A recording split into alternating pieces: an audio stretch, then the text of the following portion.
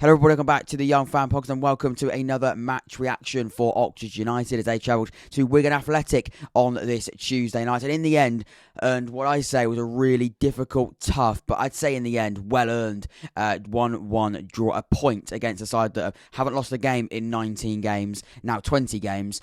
So we always knew it was going to be a really, really tough game. Second in the league, Wigan again, we already played them this season. We had a lot of COVID cases the first time we played them, and in the end we did give them quite a good game. They did beat us though 3-2. We know how organised they are. We know how structured they're going to be. They're not in third place for a reason. We know how difficult this game was going to be.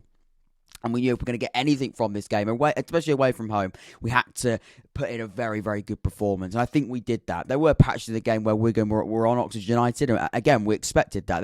It was never going to be a game where Oxford were going to be able to dominate the ball for 90 minutes. It wasn't going to be those sort of games. We just had to hold strong.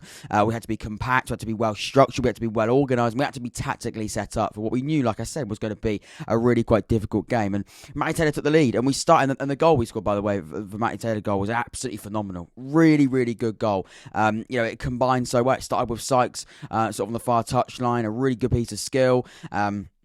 And gets it to Brannigan, amazing skill from him today as well. And I mean, we had a slight formation change, and we'll come on to that in just a second. But Brannigan then got hold of the ball, really good play from him. Like I said, he was playing a little bit higher up in this new formation change, a bit more offensive from him, more in the number 10 role, if you like. And he was sort of running, and he ran at the player, skilled up really, really well, and then got it back to Sykes, and then a lovely well-timed ball to Matty Taylor, who then finished what was a really, really good goal. So it was a really, really, really well team goal, if you like. I think we'll probably be up there for one of the goals of the season come the end of the year because, again, it wasn't a 35-yard screamer, but it really, really good team goal. And I think together it worked really, really well. And, 23 minutes into a game away from Wigan, you go 1-0 up. It was always going to be difficult. And we knew then at that point that Wigan were going to have to come at us. And I think we started the game better than Wigan. I thought up until that goal, I think we deserved the goal. We were really, really quite good. I thought Wigan were going to get out of the box a little bit quicker than they did, but ultimately Oxford were much better at starting the game, and then we got that, I'd say, well-deserved goal. Then Wigan, I think, needed to react. I think they did react. They got would I say it was a deserved equalising goal at that point in the game? I think they definitely deserved to get a point from the game. Was it at that point? I'm not entirely sure. I'd say that Wigan were definitely more dominant after we scored the goal, and then they did get the goal. But I thought we showed a real maturity in our performance today, in the sense that I think, in the sense that in previous years and in previous seasons, I don't think we would have been able to do that. I don't think we would have been mentally able to sort of hang on to a game. And by the way, the refereeing today was abysmal for both sides. I think the referee created a game that it didn't need to create, really. And that's not just from an Oxford perspective, I think that's from a Wigan perspective as well. I think the referee really, really did turn the game into something it didn't need to be. But at the same time, I think in previous years, Oxford United really would not have been able to get a point from this game. I think we would have sat back deeper, that we'd have dropped, we'd allowed things to get into the players' heads. And I think we then would have ended up losing the game 2-1. I mean, we were hanging on, I'd say, at the end as well. Wigan definitely trying to get the goal sort of in the last few minutes of the game. I'd say last sort of 10, 15 minutes of the game, maybe even more than that, maybe pushing at 20. But we had to stay strong, and more, not so much physically staying strong, but also mentally staying strong as well. You've got to deal with the fact that Wigan are going to come at you. Wigan are going to knock on the door, because ultimately they're the home side. They've got a lot of late goals this season. We know that. So we know they're not going to just look at 1-1 with 20 minutes to go and as the home side and sort of leave it at that. They're going to try and come at you. They're going to try and get a goal and try and get a winning goal. And Oxford United, like I said, we had to stay strong both physically and mentally to deal with that, and again be able to defend with, I guess, a sense, like I said, of maturity, but be able to be much, much cleverer with how we play the game. Use those dark arts of the game. We use it so often. When we talk about Oxford, the dark arts are so significant. We needed to show the dark arts today. We needed to show that we can play a game against a top side away from home and get something from that game. In previous years, that's a struggle. We talk about getting results against the top 6 sides. We did that today,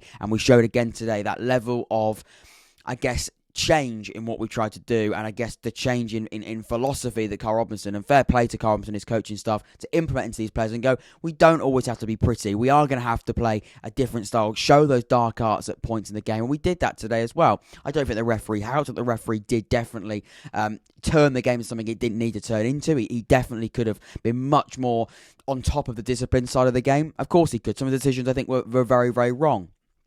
But at this level, you're not going to get the best referees. It's League One. You're just not going to get the top referees. The top referees will be refereeing Championship, and maybe even just Premier League games. Maybe not even the Championship. So you are just going to get that, that's just the way it is. So, and again, of course, refereeing is completely opinion based as well. But whichever opinion you had on decisions, some of the decisions today were abysmal, and they really should have been given as fouls or not given as fouls in some cases. So that's the way it is. We can't blame the referee for not winning the game, because I think a draw really is a fair result. It would have been interesting to see if the referee had changed a few of his decisions, what it would, how the game would have maybe panned out. Would the game have been much more calm? Because there were points where the referee did allow the tempers to fly high a little bit, but ultimately it made for a good game, whichever way you look at it. And now we can come away with a draw. I'm much happier to talk about it. If we lost the game 2-1, I would have been, very, very displeased with the refereeing performance, or more displeased with the refereeing performance than I am anyway. But that's the way it is, and I think it would.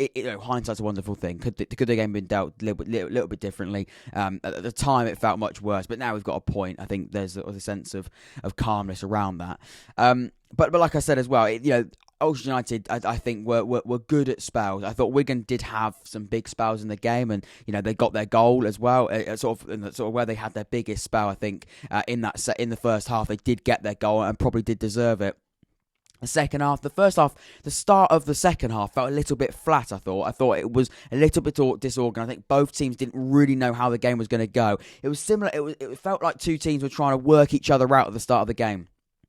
Or start of the second half. I thought Oxford started the game really, really well. But at the start of the second half, it did feel like two sides that were sort of trying to work each other out. How are you trying to approach this second half? Are you going to go for this, or are you going to try and sit back? Because, 1-1 at half time, it's almost like starting the game again. How are you going to approach this game? And I think for the first half of that second half, I thought both sides were like, do we go for this now? How are you looking to do it? And they were trying to sort of tactically change the way they were going to approach the game based on the opposition. No teams were doing it because they were both watching each other, which made quite a flat start of the second half. But I thought Wigan then came into definitely a third or fourth gear. They looked really, really good at the end of the game, really knocking on the door. And that's where Oxford United's maturity and being able to defend and defend strong, like I said, was really, really important. So yeah, really, really happy with that. And I thought, by the way, the first half, I think we got to touch on Oxford United, how good we were. Like I said, a really good team goal, but I thought we were really, really dominant at points in that first half against the side, like I said, that aren't third in the league for no reason. They're, of course, such a good side. We had to be at our best. We had to start the game strong. You can't allow a side like Wigan to play and not start strong and allow them to go at you from the start of the game. You can't allow them to do that. You've got to start strong. You've got to also probably score first in these sort of games, and we did that, and I think we benefited from that massively. So, yeah, happy with that. Really, really happy with the way that we started the game. I think we've been critical at times, especially under Carl Robinson's reign, about starting games strong, starting games on the front foot, especially away from home against these sort of sides. You sometimes have to approach games a little bit differently. I think we are showing a different side to our tactical setup as well in the way that we played today.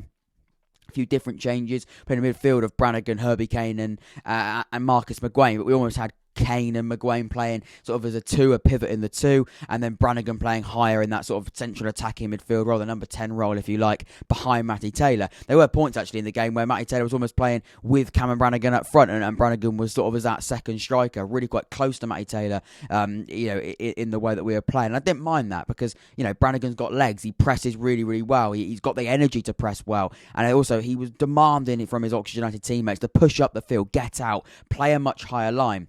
Ironically, their equalising goal did come from us, I think, playing a little bit too high a line. Steve Seddon today, again, I would say was probably a mistake for the goal. I think he was far too high up. Again, I'm not going to blame Steve Seddon. It's difficult to blame Steve Seddon. You have to blame Steve Seddon because it was him that did it. But it must be something to do with the way that he's told. And by the way, I don't think Seddon had a bad game across the 90. But for that one goal, I think it did come on that left side, or the right side for us. It was the left side for Steve Seddon, for him playing at left back. And like I said, he didn't have a bad game really. I wouldn't say Steve Seddon had an awful game. I thought he had a fairly good game, but the goal did come on his side, and it did come from him being a little bit wayward. His positioning, defensive positioning in particular, I think needs to be worked on a little bit. But like I said, it's difficult to blame Seddon because that must be a tactical thing. And if it is, I think these sides are trying to suss it out. I think these sides now know, let's target that side, because there's going to be points where, yeah, he's a threat going forward, but he's a left back, and the first thing you've got to be doing as a left back, whether you've got attacking fullbacks or not, is you have to be defending. You have to defend. That has to be your priority. And there's points this season where he's been a little bit wayward. Today's goal did come from a ball over the top, allowed Callum Lang to get in behind. We know what Callum Lang can do. He's quick, got a great strike on him, and he scored a really, really good goal. As soon as the ball left his foot, it looked like it was going to go in, and it did, and that's the equalising goal. So, like I said, Steve said is not to blame. He is to blame, but it's not a bad game, and I wouldn't say that he had a poor game, really. But there was that sense of, if he was in a better position, better starting position, maybe we could have sort of stopped that goal from happening. But I thought defensively today, like I said, we were really, really good. I thought all defenders sort of actually put their hearts on the line and put their bodies on the line. I thought Luke McNally, I thought Elliot Moore, I thought Sam Long, like I said it. I thought together they had a really, really good game. Really impressed with them. Well structured, well disciplined. The two of them did get bookings, but you know what I'm trying to say. Discipline in terms of, not discipline, but discipline in the sense of how they defend as a unit. I thought we were really, really good. And quite impressive. 4 bookings across Oxford United as well. So you can see that I think we did get dragged into it at times. But like I said, the referee must take some sort of blame for that. I think he did allow things to be a little bit lenient at points where I think he should have been a little bit firmer. And I think he allowed the game to go in directions that it maybe shouldn't have done.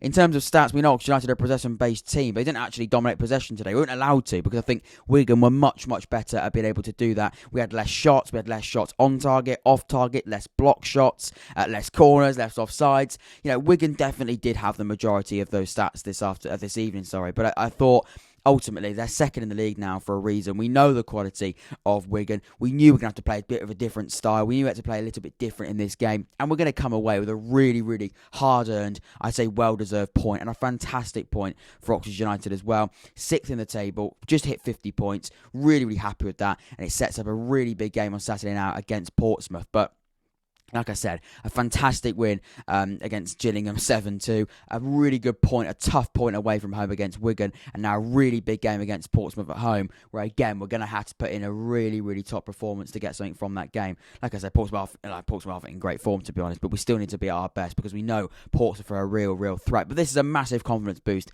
to take into that next League One game, and I cannot wait for it. Hopefully you enjoyed this episode of the podcast. Quite a late one, quite a fresh one, really. The game's just finished, but hopefully you enjoyed it. Let me know what you thought of this game in the comments down below. I've been Jack. This has been the Unfound Podcast. Subscribe, leave a like, and I'll see you all very, very soon. Take care.